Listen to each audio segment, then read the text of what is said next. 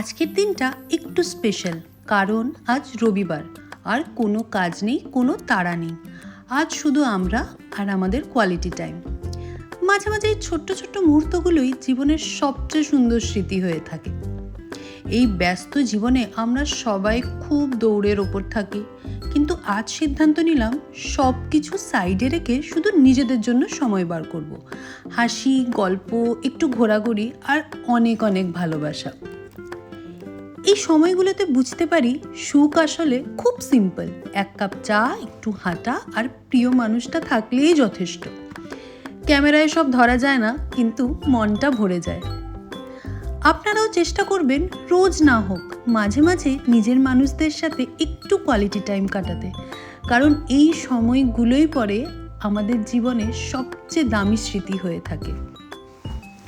একটু বাইরে হাঁটতে যাওয়া, কিছু কেনাকাটা করা বা এমনি দোকান থেকে উইন্ডো শপিং করে ঘুরে চলে আসা, এগুলোই সারা দিনের মধ্যে বেশ আনন্দ দিয়ে থাকে।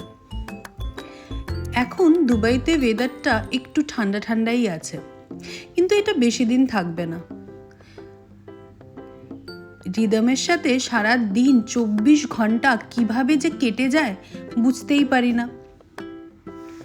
আজকের দিনটা এইভাবেই কাটলো, কিন্তু স্মৃতিগুলো অনেক দিন থাকবে।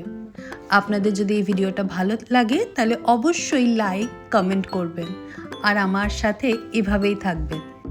ছোট ছোট মুহূর্ত, কিন্তু অনেক বড় ভালোবাসা, তাই